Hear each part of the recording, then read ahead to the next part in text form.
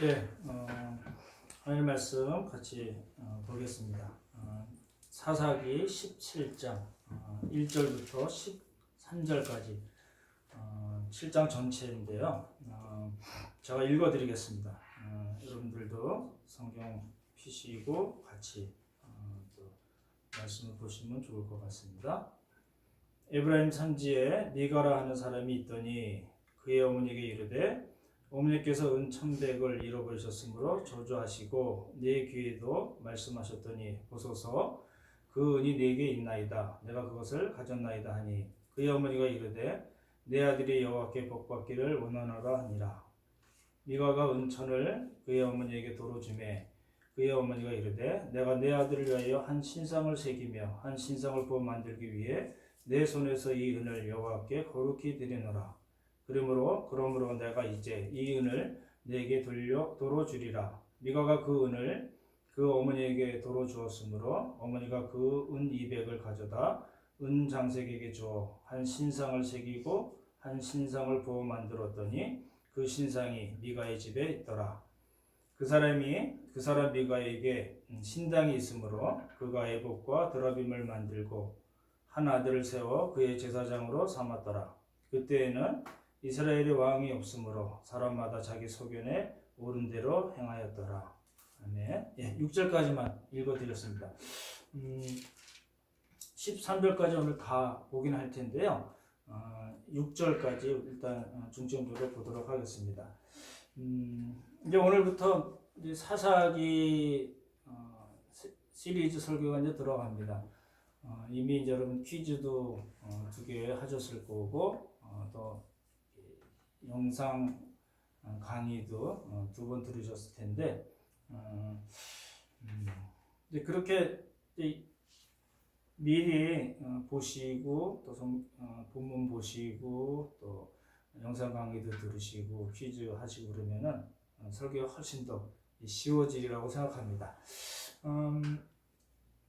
이제 사사기는 제가 영상 강의 때도 잠깐 말씀드렸는데 1장과 2장은 이제 서론에 해당됩니다. 왜 이스라엘 백성들이 350년 동안 악성순환, 7번의 악성순환을 했는가에 대한 서론 부분이 나오고 3장부터 16장까지 이제 여러분 잘 아시는 사사들 이야기가 쭉 나오죠. 12명의 사사들 이야기가 나옵니다. 이방 민족의 침입을 받고 또 강과 울부짖고 사사를 보내주셔서 구원하시고 또 침묵했다가 또 죄를 짓는 그 악성순환이 구체적으로 3장부터 16장까지 나오고요.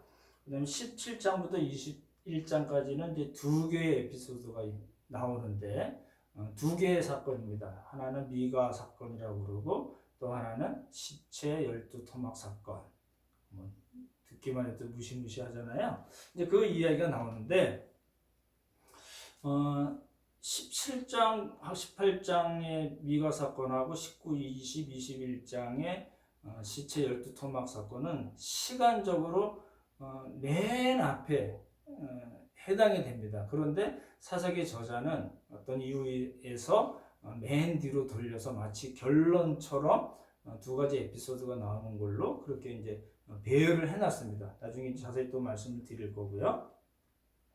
이제 오늘 본문 말씀을 이제 천천히 이제 보시면 좋을 것 같아요. 제가 여러 번 나눠서 좀 자세하게 말씀을 드릴 텐데 먼저 이제 지명이 나옵니다. 우리 한번 1절 다시 한번 찾아보시기 바랍니다. 지명이 몇 군데 나와서 지명을 먼저 설명드리고 또 인명을 설명드리고 그렇게 하려고 합니다. 에브라임 산지에 미가라 이름하는 사람이 있더니 이제 에브라임 산지가 이제 나옵니다. 그렇죠? 이게 구약을 보기가 어려운 것 중에 하나는 이제 인명과 지명이 많아서 그렇긴 한데 하나씩 차근차근히 보시면은 그렇게 크게 어렵지 않을 거라고 생각됩니다. 요거 에브라임 산지 이제 기억을 해두셔야 되는 땅입니다. 여러분 잘 아시는 여호수아가 에브라임 지파 출신입니다. 근데 이제 이 에브라임 지역은 이제 조금 높죠. 한 이제 해발 600에서 한 900m, 높은 데는 한 1100m까지 가는데 좀 높은 지역이긴 하지만 계곡이 넓어요. 계곡이 넓고 또 비가 많이 오고 그다음에 토양이 비옥한 땅입니다. 그래서 이제 밀이나 보리 같은 곡식, 그다음에 이제 포도, 무화과, 올리브, 석류, 아몬드 뭐 이런 과실들이 많이 열리고 그다음에 풍부한 목초지가 있어서 이제 굉장히 풍요로운 땅입니다. 에브라임 한번 생각이 나셔야 되는데요. 우리 요셉 때 나왔었잖아요. 그 야곱이 병들었다는 이야기 듣고 요셉이 그 두 아들 데리고 가죠. 므낫세와 누구죠? 예, 에브라임입니다. 그렇죠? 에브라임의 뜻은 뭐죠? 번성하다. 그렇죠? 그러니까 이제 실제 그 이름을 가진 그 에브라임의 후손들이 이제 가나안을 정복했을 때 분배받은 그 땅이 에브라임 지파 땅이 됐는데 이제 거기는 이렇게 번성한 땅입니다. 열매가 많은 땅이거든요. 그러니까 이제 이 미가 사건은 17, 18장에서 일어난 미가 사건의 그 지리적인 배경은 에브라임 산지다. 이제 큰 그림을 먼저 그려 놓으시면 좋을 것 같습니다. 그렇죠? 한 가지 조금 어려운 말씀을 드리자면, 이 아까 말씀드렸던 이 에브라임 지파에서 누가 나왔다고요? 예, 여호수아가 나왔습니다. 여호수아가 나왔는데 17장 미가 사건에서는 이제 미가라는 사람, 이제 잘못된 신학적으로 크게 잘못된 사람인데 그 미가라는 사람이 나오고 그 다음에 19장부터 21장에 나오는 주인공 중에 하나가 레위인입니다. 첩을 취한 레위인 때문에 이제 큰 사건이 벌어지는데 다 어디 사람이냐면 여호수아도 에브라임 사람이고 미가도 에브라임 산지에 사는 사람이고 그리고 그 첩을 취한 한 레위인이라는 사람도 역시 에브라임 산지 구석에 살고 있었던 사람입니다. 그러니까 이제 그런 거예요. 문학적으로 보면 여호수라는 아주 걸출한 신앙적인 인물이 있는가 하면 이제 사사시대에 들어와서는 미가나 첩을 취한 한 레위인과 같은 사람이 있다. 이렇게 암시적으로 대조를 하는 그런 문학적인 기법을 쓰고 있습니다. 그렇죠? 이제 또 한 가지 이제 지명이 나오는데 유다 베들레헴, 유다 가족에 속한 유다 베들레헴입니다.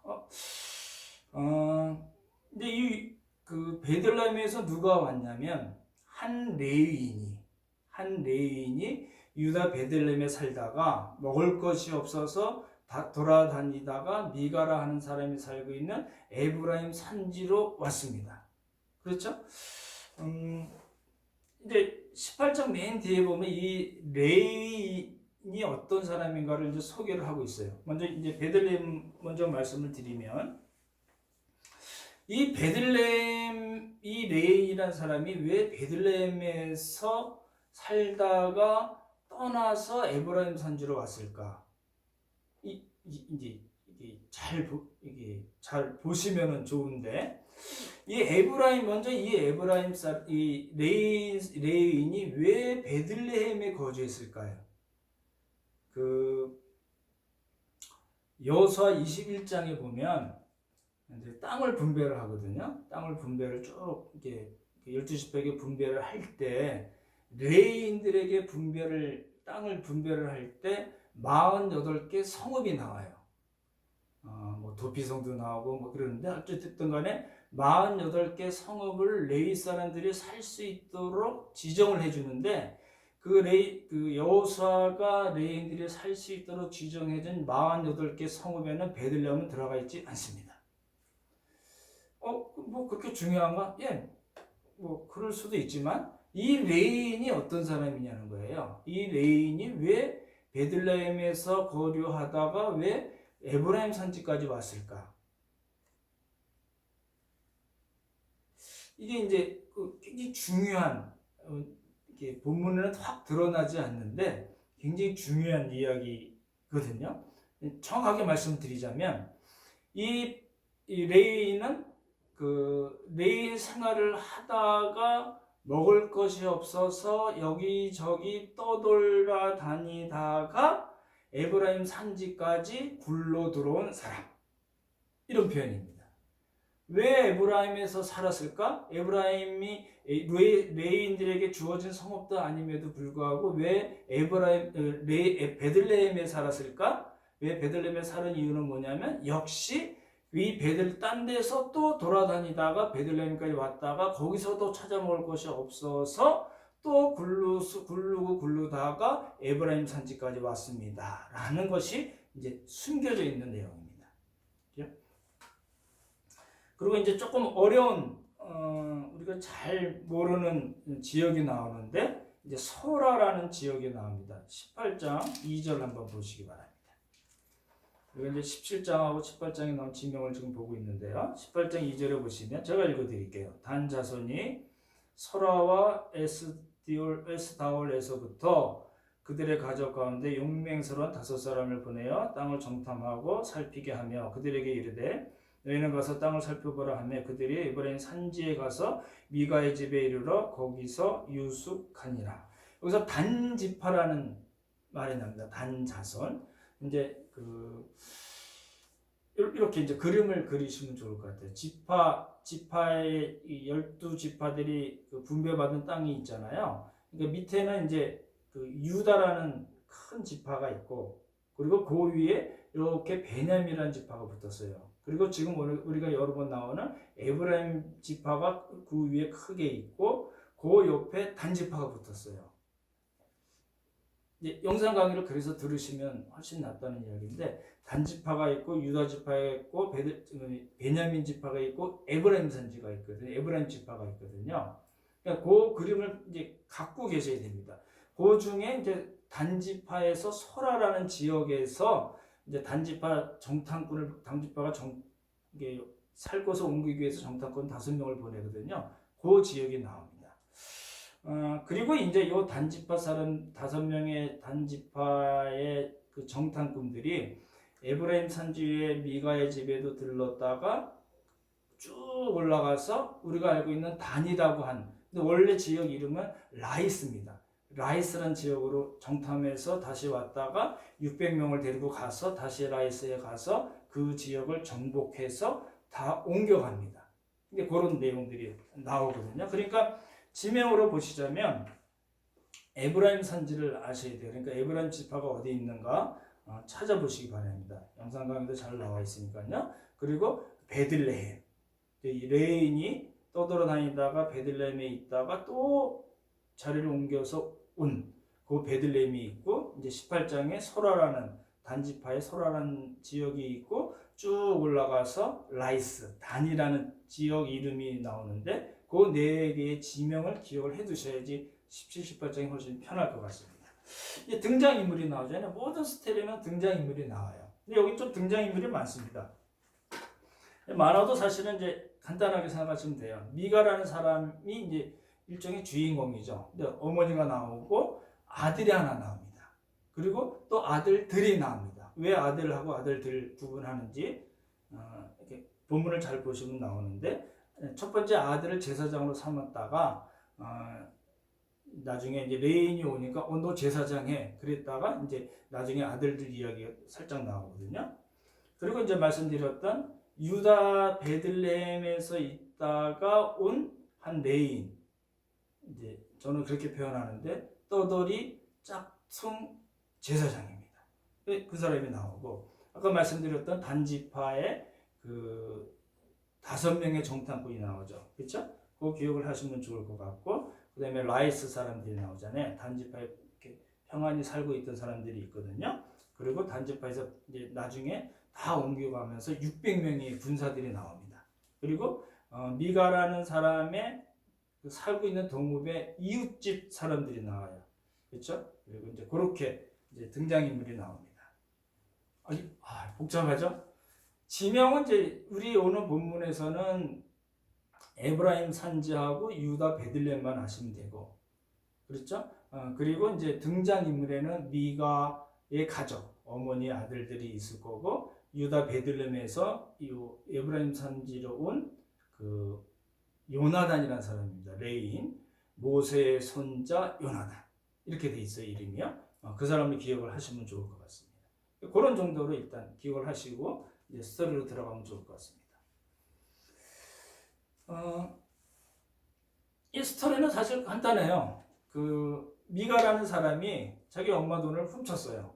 얼마를 훔쳤을까요? 은 1,100입니다. 이게 굉장히 많은, 엄청 많은 돈입니다. 그렇죠? 훔쳤어요. 그래서 이 어머니가 이제 저주를 하는데 뭐 그런 거 있잖아요. 뭐 그런 거 막 저주를 하니까 저주를 하면서 누가 듣게 했냐면 미가라는 자기 아들이 듣게 했어요. 그러니까 미가라는 친구가, 돈을 훔친 친구가 후달짝 놀라가지고 어머니 제가 훔쳤습니다. 그러고 돌을 갖다 냈어요. 그죠? 돌을 갖다 주니까 이 엄마가 어떻게 해요? 아이고 내 새끼 잘했다 그러고 자식을 이렇게 축복을 합니다. 이게 뭐냐면요, 단순한 저주나 단순한 축복이 아니고 종교적인 저주, 종교적인 축복이라고 생각하고 한 거예요. 내가 종교적으로 저주를 하면 그 사람에게 저주가 간다고 생각하고 그 저주를 없애려면 내가 다시 그 사람을 축복하면 된다고 생각하는, 성경에 없는 이야기입니다. 자기가 알아서 그냥 그렇게 생각해서 한 거에 그게 통용이 됐다는 이야기거든요. 그렇게 보시면 좋을 것 같고, 근데 이 미가의 엄마가 뭘 하냐면은 은 1,100세겔 중에서 200세겔을 누구에게 줘요? 누구에게 줘서 뭘 만들어요? 은장색, 은도금, 은세공업자, 그렇죠? 은세공업자에게 줘가지고 뭘 200세겔을, 은 200세겔을 줘서 뭘 만드냐면 두 가지를 만듭니다. 새겨 만든 우상, 그리고 부어 만든 우상, 두 개를 만들어요. 이제 자식을 위해서 한 거예요. 그렇죠? 자기 돈을 훔쳤던 아들 미가를 위해서 한 것이 뭐냐면은 축복을 하면서 돈 200세겔을 줘서 은장 3개에게 줘가지고 우상 둘을 만들었습니다. 이 얘기 놓치시면 안 되는 게, 당시 그 에브라임 산지라는 곳에서 어떤 직업이 있었어요? 우상을 만드는 은장색, 은도금업자가, 은세공업자가 있었다는 겁니다. 놓치시면 안 되는 거예요.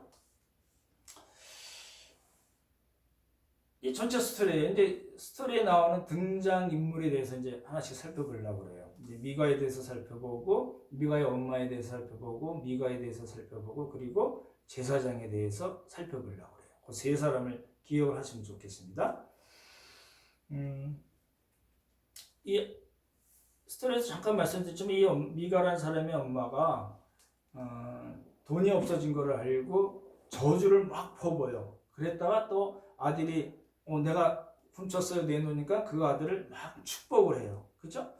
2절을 한번 보시면 좋겠어요. 2절 한번 같이 읽으시면 좋겠습니다. 제가 읽을 테니까 여러분도 가정에서 예배하시면서 읽으시면 좋겠습니다. 2절 같이 읽겠습니다. 시작. 그의 어머니에게 이르되 어머니께서 은 1,100을 잃어버리셨으므로 저주하시고 내 계에도 말씀하셨더니 보소서 그 은이 내게 있나이다. 내가 그것을 가졌나이다 하니 그의 어머니가 이르되 내 아들이 여호와께 복받기를 원하노라 하니라. 잘 보십시오. 누구에게 복받기를 원해요? 여호와께 복받기를 원하노라. 이 어머니 신앙이 좋은 신앙일까요?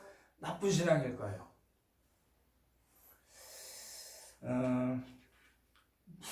무지무지 나쁜 신앙입니다.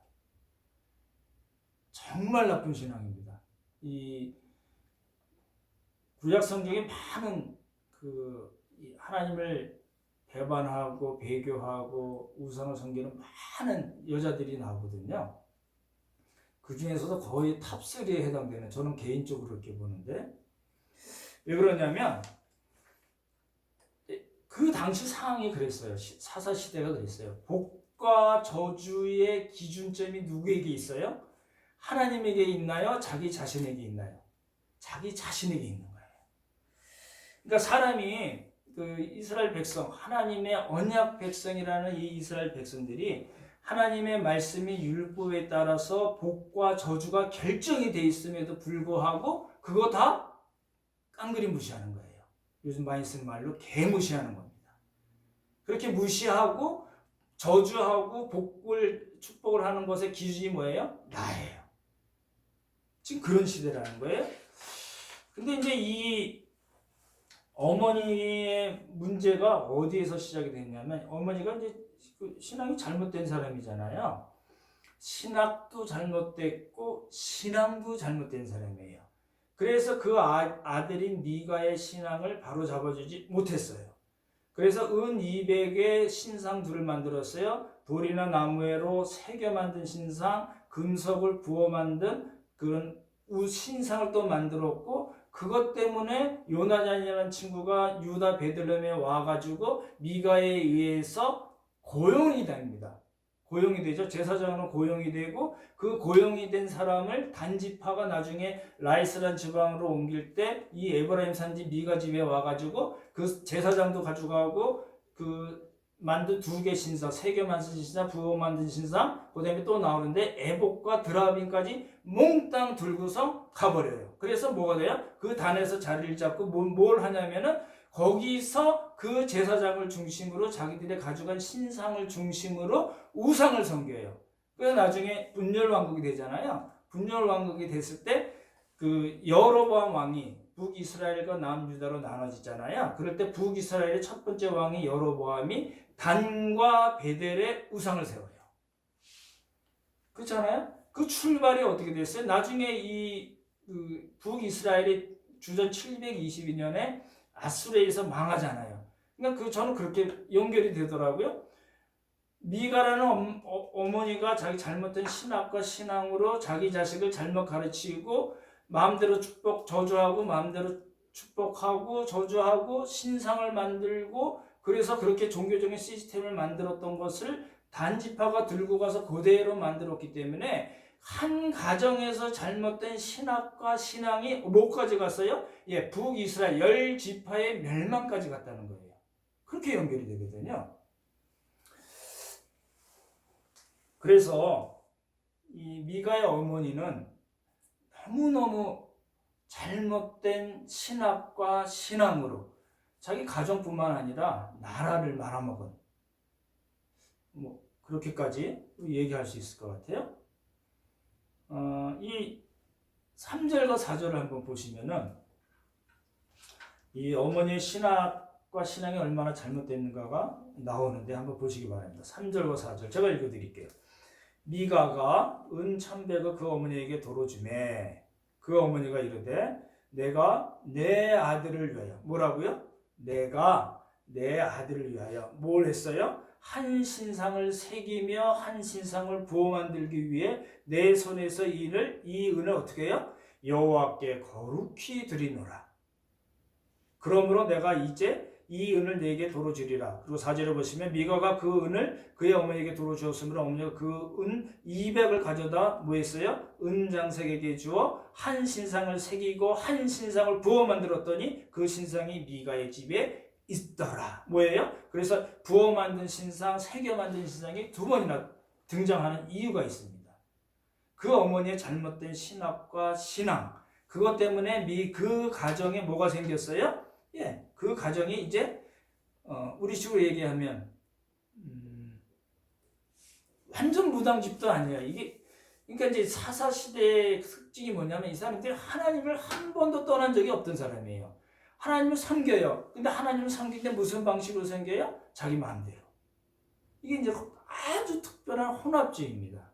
그렇죠? 이거 보시면 좋을 것 같아요.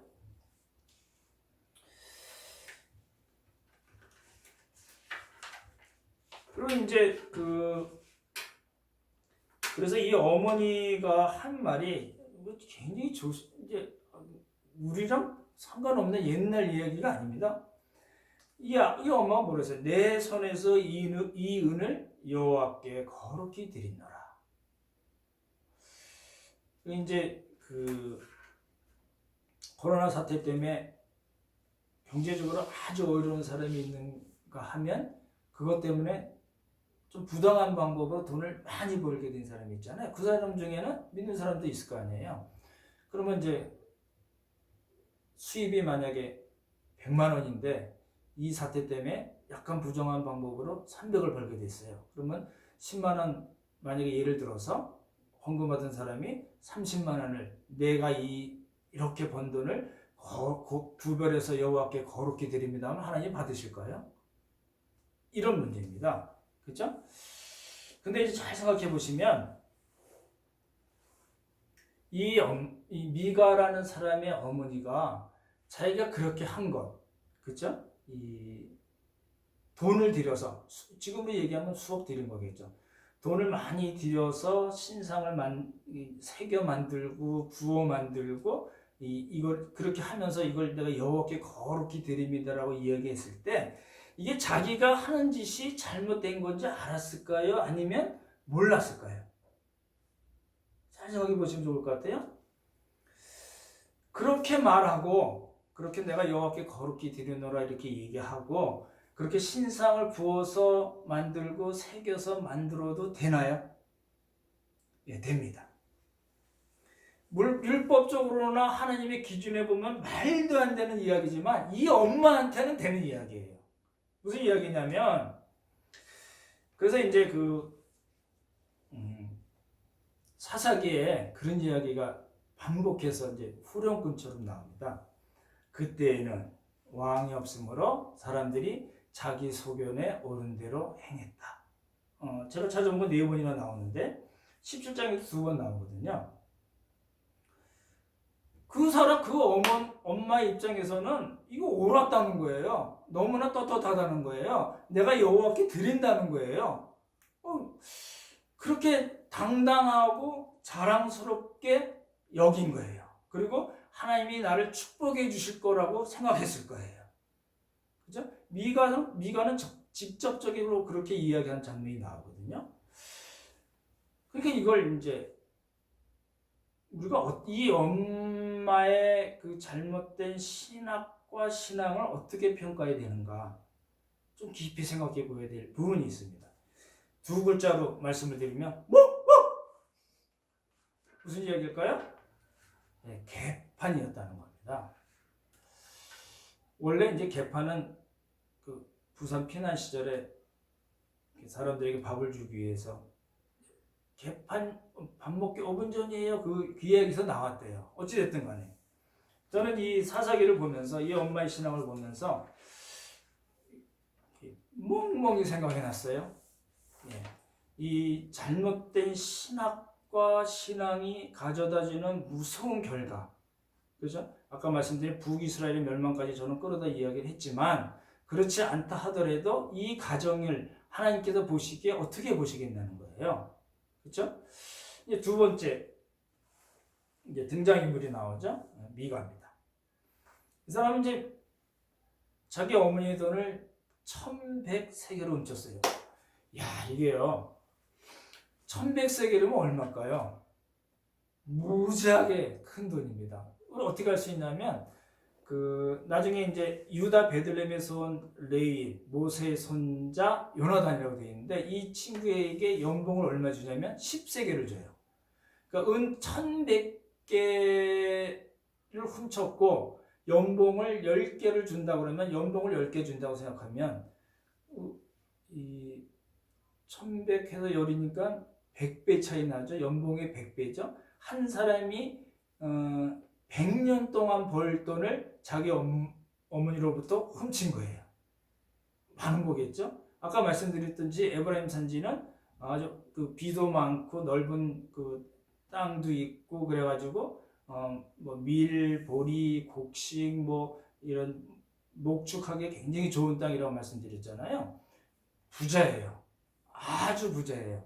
근데 훔친 게 1100세겔이지 그 어머니의 전 재산이 1100세겔이라고 나와 있지 않기 때문에 그 집이 어마어마한 분자를 우리가 볼 수가 있고 그 미가가 어머니로부터 훔친 돈 1100세겔도 역시 굉장히 큰 돈인 걸 우리가 알 수 있거든요. 어머니가 자기가 들을 수 있도록 저주를 하니까 겁이 덜컥 났겠죠. 그래서 여기 있습니다 하고 바로 내놨어요. 그렇죠? 미가의 집이 부자였다는 것이 굉장히 해석에 있어서 중요한 역할을 할 수가 있습니다. 그것 때문에 설명을 조금 더 드리자면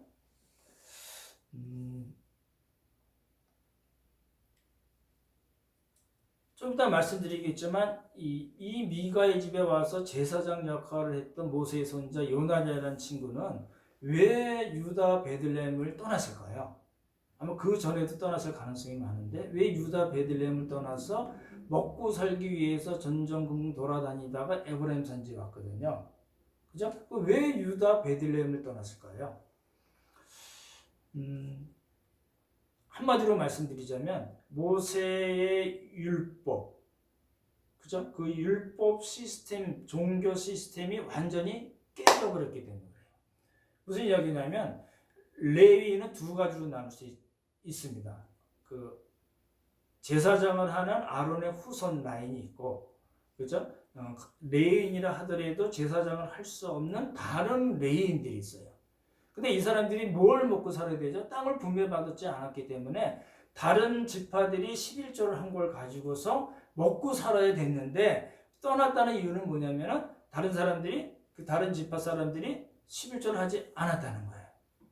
11조를 하지 않았으면 무슨 문제가 생기나요? 이 사람들이 먹고 살지 못할 뿐만 아니라 제사에도 문제가 생기고 더 나아가서는 율법 전체 시스템이 다 망가진 걸 알 수가 있어요. 그렇죠? 그래서 온 건데, 이 부잣집인 미가의 집도 역시 마찬가지란 거예요. 1100세겔을 훔칠 만큼 돈이 많아요. 그렇죠? 당시 아까 말씀드렸듯이 율법 체계가 다 망가졌으면 11조도 안 했을 거고 절기도 안 지켰을 거고 제사도 제대로 하지 않았고, 그렇죠? 그렇기 때문에 부정한 방법으로, 율법에서 금한 방법으로 이 사람들이 자기들의 재산을 형성했을 가능성이 많다는 겁니다. 그렇죠? 이제 그런 집에서 이 아들이 나온 거잖아요. 근데 이제 조금 보시면은 이 미가가 가지고 있었던 것이 있어요. 어머니가 두 개의 신상을 만들어주고 또 자기가 드라빔과 에봇을 만들기 전에 가지고 있었던 게 있어요. 뭘까요? 예, 보십시오.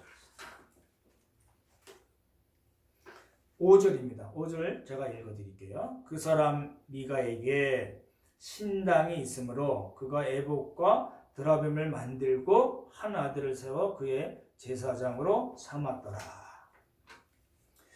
이 무슨 얘기일까요? 신당이 있었다는 거는 이 17장 본문에는 정확히 안 나와 있지만 그냥 신당만 달랑 있었다는 이야기는 아닐 겁니다. 어떤 형태든지 간에 다른 신상이 있었을 가능성도 있고 어떤 방법이든지 간에 율법에서 말씀하지 않은 다른 방식으로 자기 나름대로의 종교 제사 시스템을 갖추고 있었다는 거거든요. 그렇죠? 근데 이제 이 미가가 힘을 받은 거예요. 자기 어머니가 200세겔에는 큰 돈을 들여가지고 신상을 둘을 만들어주니까 옳지. 내가 가지고 있는 신당에다가 이 신상의 둘에다가 그리고 드라빔이 뭐라고 했죠? 예, 드라빔은 가정수호신입니다. 복을 구하거나 점을 칠 때 쓰는 가정수호신. 드라빔을 만들고 또 에봇을 만들었어요. 에봇은 제사장들이 입는 긴 원피스 같은 옷이잖아요. 이 종교 시스템이 차츰차츰 갖춰지고 있는 거예요. 우리 식으로 얘기하면 예배당이 있고, 그렇죠? 예배당이 있고, 우리 뭐 신상은 없지만 뭐 강대상이 있고, 의자가 있고, 뭐 주보를 만들고, 뭐 홈페이지 만들고 다 만든 거잖아요. 그 딱 한 개가 없어요. 뭐가 없어요? 목사가 없어요. 그래서 제사장을 세워요. 제사장을 세우는데 누구를 세우냐면 자기 아들에게 시켜요. 잘 보시죠? 에브라임 산지에 살고 있었기 때문에 에브라임 지파 사람이라고 우리가 충분히 이야기할 수 있고, 그렇죠? 그러면 말씀드렸던 대로 제사장을 할 수 있는 것은 아론, 대제사장과 제사장 할 수 있는 것은 아론과 아론의 직계 후손만 할 수 있는 거예요. 같은 레인이라 하더라도 아론의 직계 후손이 아니면 절대로 제사장 할 수가 없습니다. 그런데 이 미가는 어떻게 했어요? 그냥 네가 해. 자기 아들에게 제사장을 시켰어요. 그러니까 잘 생각해 보시면 종교 시스템이 갖춰진 거예요.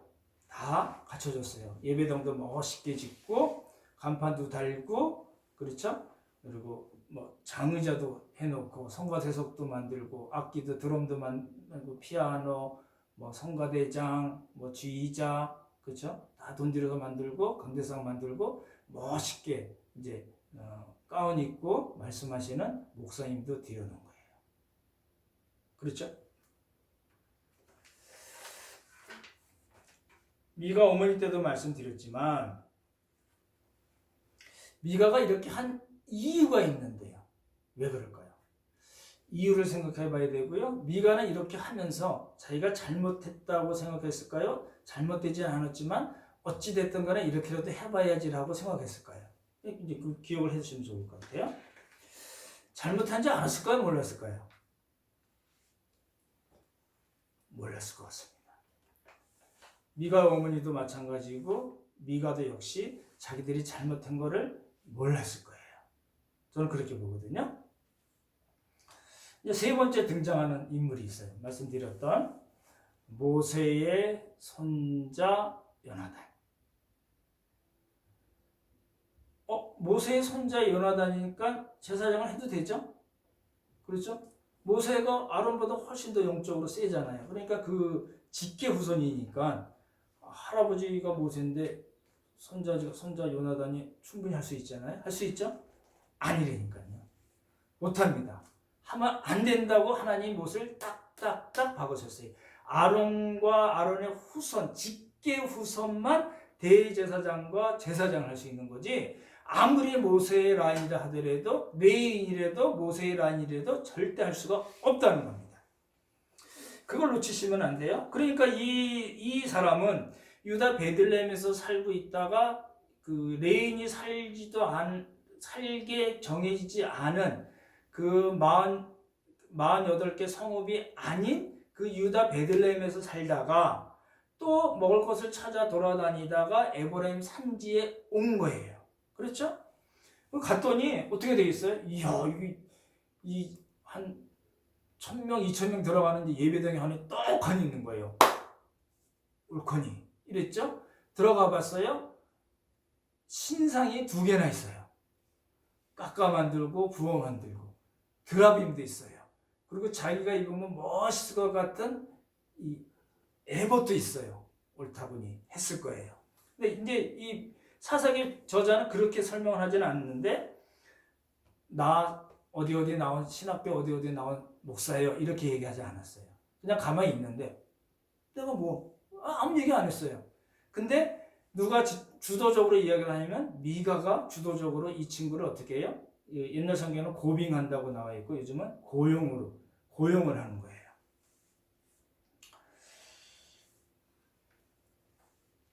미가 입장에서는 아까 말씀드린 대로 나름 자기 생각에 완벽하다고 갖춘 종교 시스템이 있는데 딱 한 가지 부족한 게 2% 부족한 게 있었어요. 뭘까요?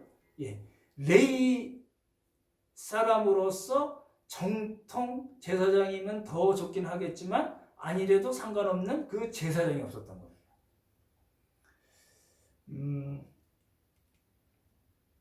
그런데 이제 자기가 보기에도 이제 어떤 친구가 와가지고 너 어디서 왔니? 나 유다 베들레헴에서 왔어요. 너 너네 집 뭐 하는 집이니? 이 친구가 그랬겠죠. 우리 할아버지 모세예요. 모세? 거기 넘어간 거겠죠. 레인이면서 아론의 후손이 아님에도 불구하고 모세 거기에 미가가 혹 했을지 모르겠어요. 그리고 이 요나단도 나 아론의 후손 아닌데 이 소리 했을까요? 안 했을까요? 아마 안 하지 않았을까요? 왜요? 먹고 살기 위해서. 근데 이제 그런 스토리가 그렇게 짜고 치는 고스톱처럼 이제 흘러간 겁니다. 그렇죠? 이제 7절에서 13절을 보시면 이제 재밌는 이야기들이 많이 나옵니다. 제가 한번 볼게요. 읽으면서 설명을 드릴게요. 7절 먼저 보시기 바랍니다. 유다 가족에 속한 유다 베들레헴에 한 청년이 있었으니, 그렇죠? 말씀드렸던 대로 떠돌이라는 걸 암시한다고 그랬죠. 베들레헴 원래 유다 레인들이 사는 동네가 아니었으니까 그는 레인으로서 거기 거류하였더니, 여기 거류라는 건 무슨 이야기냐면 임시로 체류했다.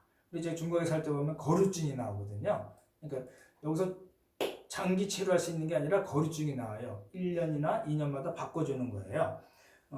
그래서 거류했다고 나오고 8절 보시면 그 사람이 거주할 곳을 찾고자 하여 그 성읍 유다 베들레헴을 떠나가다가 에브라임 산지에 가서 미가의 집에 이르매.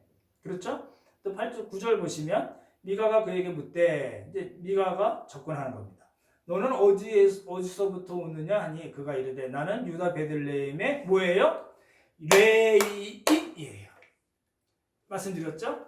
가보니까 무지무직한 예배당이 있고 신상이 그렇게 되면 그렇지만 신당이 있고 신상이 있고 드라빔이 있고 내가 꼭 입으면 폼나 보일 것 같은 에봇이 딱 있잖아요. 그래서 나 아론의 자손으로 나 제사장 할 수 있어 라는 말은 안 했지만 뭐라 그래요? 나는 유다 베들레헴에서 온 레인이야. 우리 할아버지 모세야. 이랬을 거예요. 그렇죠? 그리고 뭐라고 얘기하냐면 또 거류할 곳을 찾으러 가노라. 똑같이 나오죠? 7절에도 거류라는 말이 나오고 9절에도 거류라는 말이 나와요. 임시치료예요. 이 이야기를 미가가 딱 듣더니 뭐라고 그랬냐면 10절 보십시오. 미가가 그에게 이르되 내가 나와 함께 거주하며, 여기 거주라는 거는 위에 나온 거류랑 다른 말은 이거는 장기체류입니다. 우리 지금식으로 얘기하면 비자를 발급해 준다는 그런 건가요? 죽치고 살 수 있는 거예요. 나를 위하여 잘 보십시오. 아버지와 제사장이 되라. 내가 해마다 은열과 의복 한 벌과 먹을 것을 주리라 하므로 그 레위인이 들어갔더라. 수락했다는 뜻이겠죠.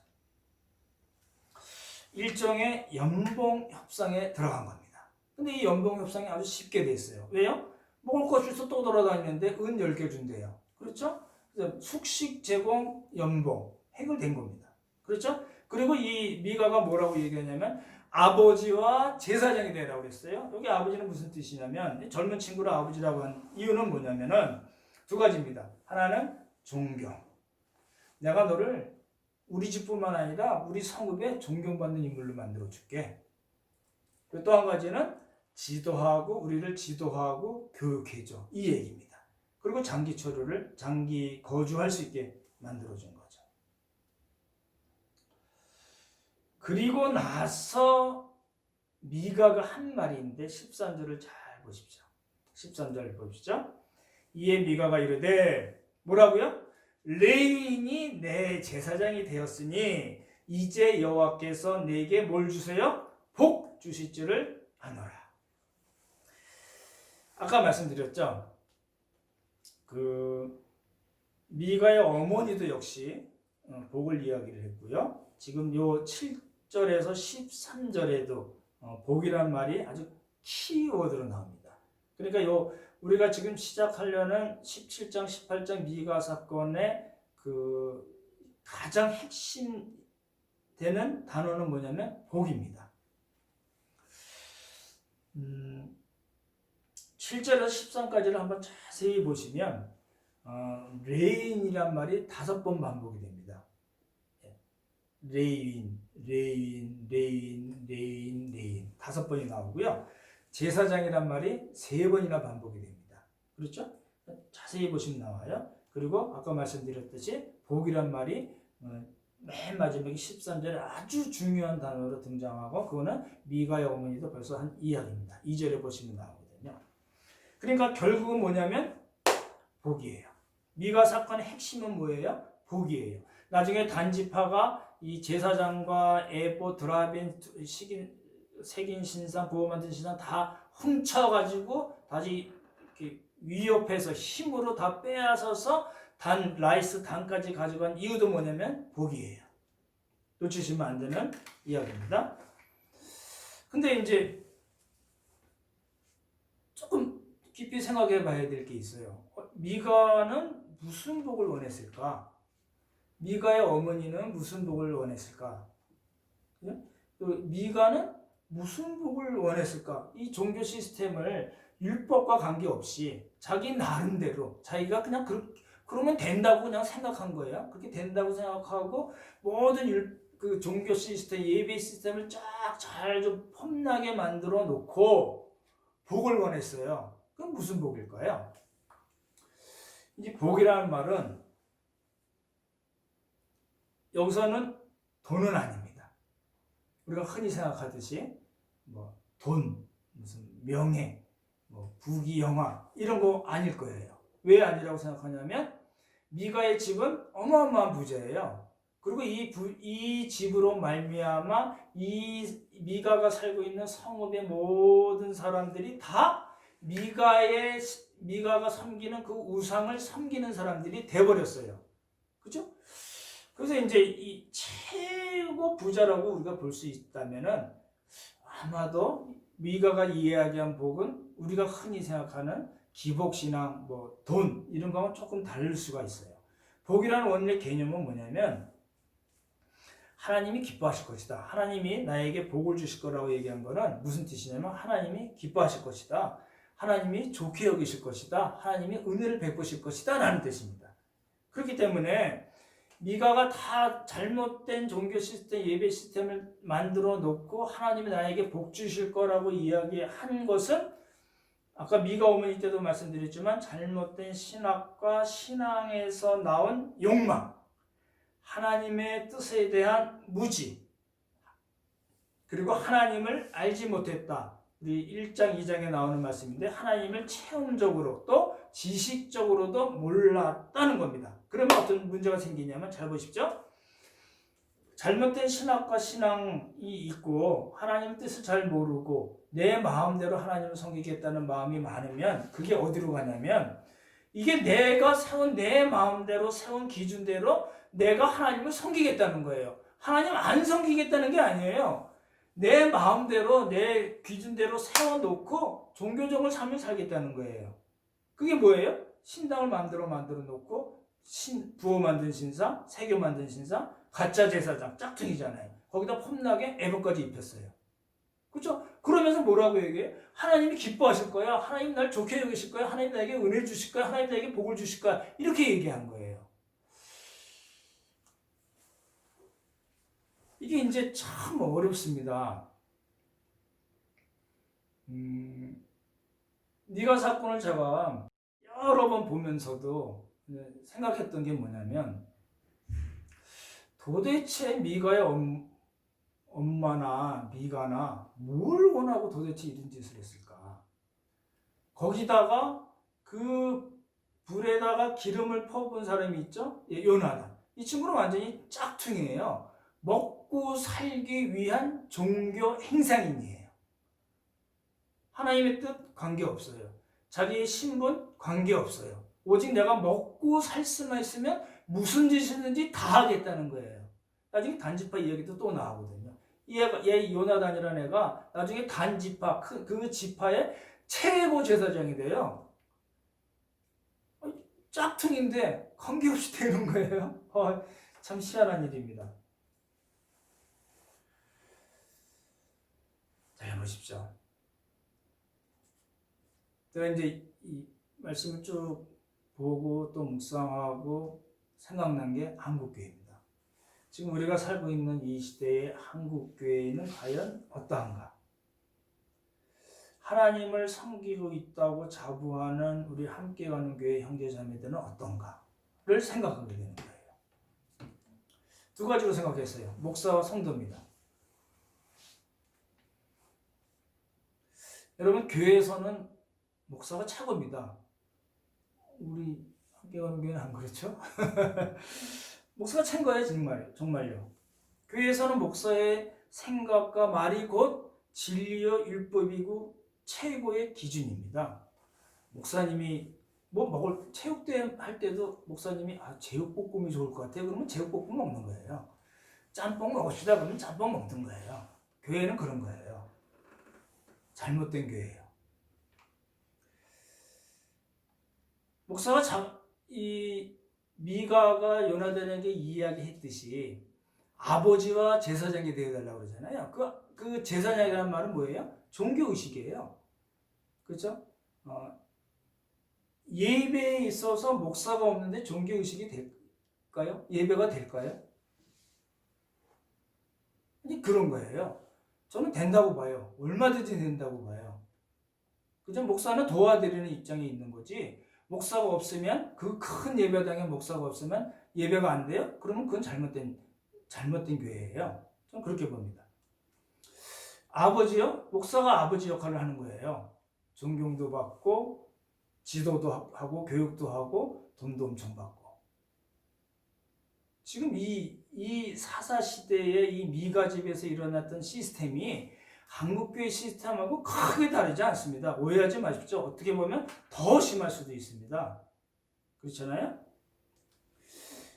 제가 더 크게 문제 삼는 건 뭐냐면 목사가 하나님의 말씀을 하나님의 말씀대로 해석하지 않고 자의적으로 해석해요. 지 마음대로 해석하는데 성도들은 은혜 받았다고 감사하다고 감격에 넘치고 눈물 흘리고 헌금해요.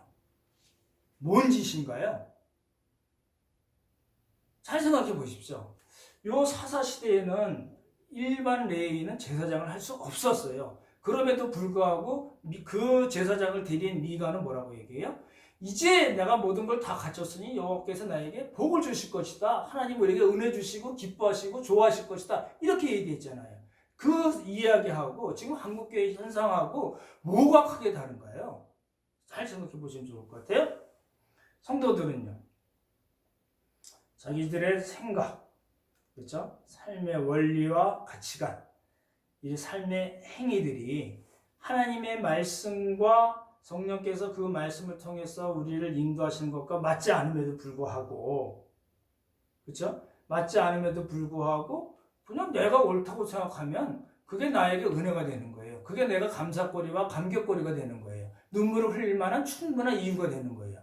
그게 뭐예요? 그게 사사시대라는 겁니다. 여러분 잘 생각해 보시면 좋을 것 같아요.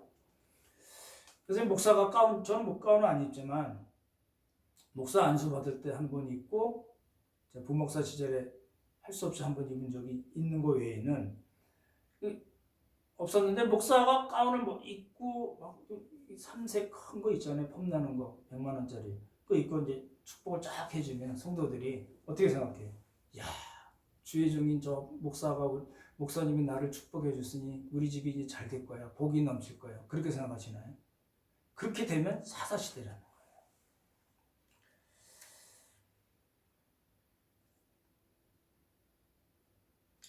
오늘 말씀을 마치겠습니다. 우리가 미가 사건도 그렇고 시체 12토막 사건도 그렇고 17장부터 21장은 험한 이야기들이 너무 많이 나옵니다. 이 기도원 때도 역시 마찬가지예요. 왜 그러냐면 350년 동안이 암흑시대거든요. 악성순환이에요. 하나님은 하나님으로 모시지 않는 시대예요. 율법으로 완전히 벗어난 시대예요. 그렇죠? 그래서 이제 우리 미가 사건을 보더라도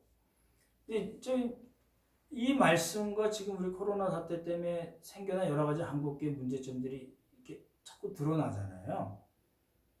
그래서 이 말씀을 통해서도 우리가 정말 우리의 신앙 체계가 정말 제대로 된 건가?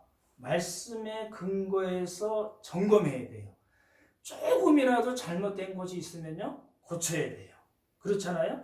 우리의 삶과 사역의 기준이 정말 하나님의 말씀인가, 하나님이 본문을 통해서 우리에게 정말 해주신 그 말씀인가가 우리에게 확신이 돼야 돼요. 그거 아니면은 뭐든지 다 버려야 돼요. 뭐든지 다 뜯어 고쳐야 돼요. 그렇잖아요? 이러한 이제 사사기 시리즈 설교를 통해서 말씀으로 우리 자신을 점검하고 고치고 또 고치고, 그래서 하나님 보시기에 정말 복을 주실 만한 그런 오늘 함께하는 교회, 또 그런 우리 모든 형제 자매들 여러분들이 되기를 예수님의 이름으로 축원합니다. 기도하겠습니다. 좋으신 하나님 아버지, 은혜 감사드립니다. 오늘 사사기 17장에 나온 미가 사건을 저희가 첫 번째로 살펴보았는데, 주님 도우시고 함께하여 주셔서 우리가 이 시대를 말씀을 통해서 잘 읽을 수 있도록, 또 하나님의 뜻대로 이 시대를 저희가 잘 보고, 또 우리 교회 공동체를 보고 내 자신을 다시 말씀으로 잘 살피는, 그래서 성령님의 도우심으로 우리가 말씀을 근거로 다 잘 고쳐나가고 다시 새로운 하나님께서 기뻐하시는 신앙체계를 세워나갈 수 있도록 주님께서 복을 허락하여 주시옵소서. 아버지네 감사드리오며 귀하신 예수님 이름 받들어 기도드렸사옵나이다. 아멘.